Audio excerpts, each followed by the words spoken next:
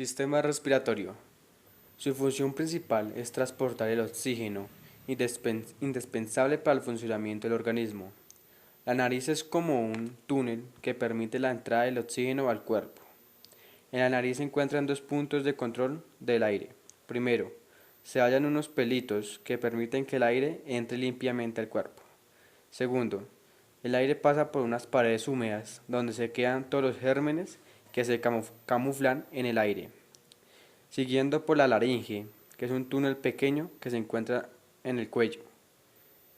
El aire procede pasando por la tráquea, que empieza en la parte inferior del cuello.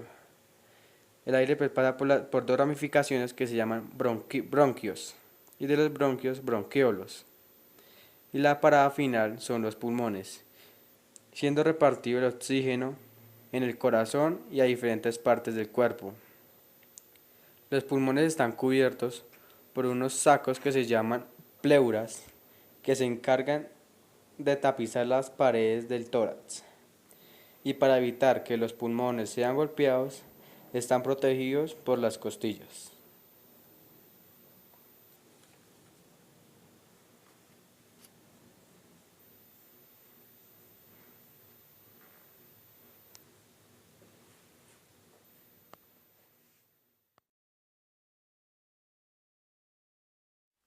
Atlas infantil. Las células sanguíneas se producen en la médula dentro de los huesos. Cada segundo se producen nuevas células. En promedio se producen 100 millones de células sanguíneas por minuto.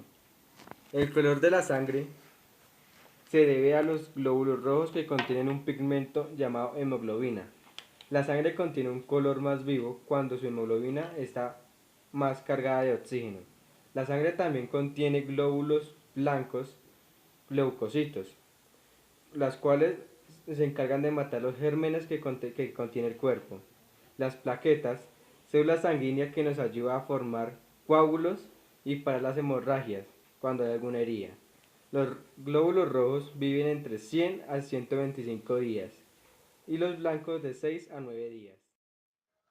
Fibras musculares. En el cuerpo humano hay tres tipos de fibras que son fibras rápidas y lentas.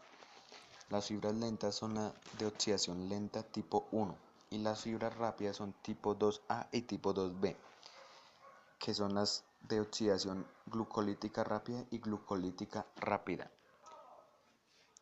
La tipo 1, que es la lenta, tiene una velocidad de contracción muy lenta y una fuerza de contracción muy baja, y conservan una fatigabilidad muy baja.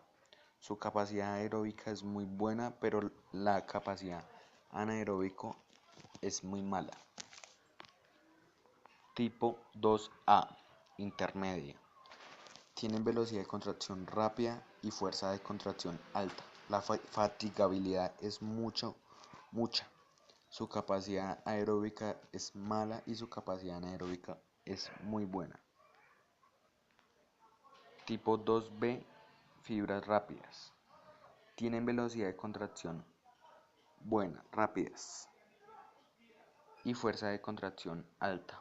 Su fatigabilidad es muy alta, la capacidad aeróbica es muy baja y la capacidad anaeróbica es muy buena. Recordemos que la predominancia de estas fibras son gracias a la genética.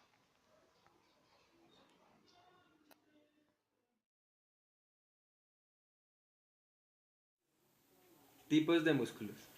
El músculo esquelético está compuesto por largas fibras. Cada fibra se compone de fibrillas y estas de filamentos.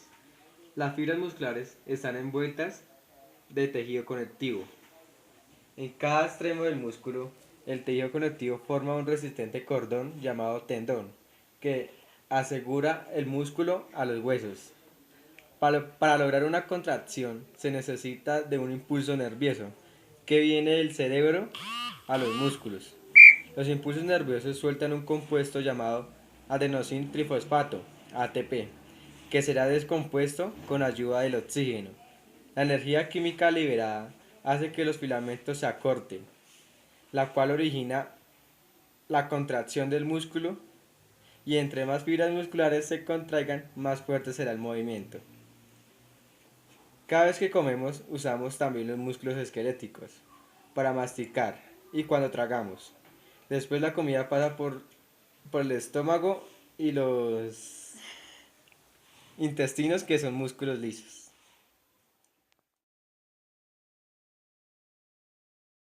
Ciclo de Krebs. Libera más energía al metabolizar el piruvato. Su nombre fue dado por el químico británico Hans Krebs, quien siguió la huella del piruvato más allá de la glucólisis. En la primera parte, dentro de la célula, el piruvato se mueve desde el centro de la célula hacia la segunda membrana de la mitocondria y llega a la matriz. Y esto va un poco más detallado. En la matriz tiene lugar el ciclo de Krebs. El piruvato es una molécula con 3 carbonos, pero el ciclo de Krebs utiliza una molécula de 2 carbonos como punto de partida, por ello un proceso de intercambio de descarbonización oxidativa es necesario para preparar el piruvato para el ciclo de Krebs. Cuando el piruvato se encuentra con la coenzima A, el complejo suelta 2 electrones, como lo podemos ver en esta parte, un átomo de hidrógeno y dióxido de carbono, para formar el aceptable coenzima A, con 2 carbonos. Los electrones de hidrógeno son recogidos por un NAD+, formando un NADH, un transporte intermedio de energía. Nos vamos a concentrar en el acetilcoenzima A con 2 carbonos. Echemos un vistazo al ciclo de Krebs en general, como lo podemos ver en esta parte. Con 2 carbonos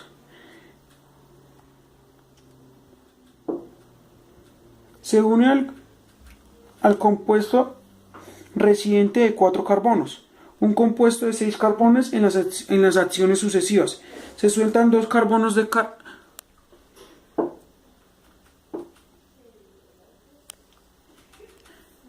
Veremos el ciclo de Krebs en una vista general. Como podemos ver, NADH 5C y en la parte 6. Ahora veremos el ciclo de Krebs en una vista mucho más profundizada. En la primera parte del ciclo de Krebs, la acetilcoenzima A se topa con oxaloacetato de 4 carbonos. Esto resulta en el ácido cítrico de 6 carbones, como lo vemos en la figura. Segundo, el ácido cítrico suelta agua y forma aconitato, como lo podemos ver en cada una de las figuras. Tercero, el aconitato recoge agua y es transformado en isocitrato.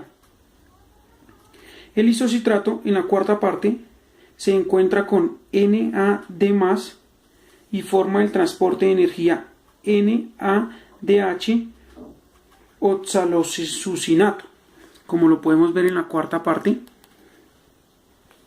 Y en la quinta parte,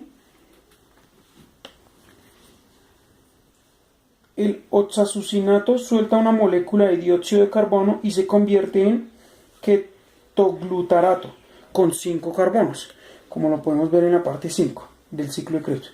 En la parte 6, el ketoglutarato con 5 carbones se topa con la coenzima A y libera 2 electrones, un hidrógeno y dióxido de carbono, para formar succinil, coenzima A. Una vez más, 2 electrones de hidrógeno forman un transporte de energía NADH. En la parte 7, sin hacer nada, el succinil coenzima A reacciona con NDP y el fosfato liberado coenzima A, ATP, y formando succinato. En la parte 8, el succinato se encuentra con una molécula de FAD y esta reacción produce un nuevo transporte de energía, el FADH2, fumarato. En la parte 9, el fumarato reacciona con el agua y es producto el malato. En la parte 10, la reacción final del malato se encuentra con NADH+ y produce el último de los transportes de energía, oxaloacetato. En el ciclo de Krebs, los transportes de energía han llevado 3 NADH, un FADH2 así como el dióxido de carbono, fue desechado en el transcurso de cada parte. Como podemos ver entonces el ciclo de Krebs, cada acción tiene su reacción. Entonces, el ácido cítrico pasó a ser aconitato. Del aconitato se produjo una reacción y fue el isocitrato. En la siguiente parte de la siguiente reacción se obtuvo el oxalosucinato, luego el ketoglutarato, el succinilcoenzima A, el succinato, fumarato.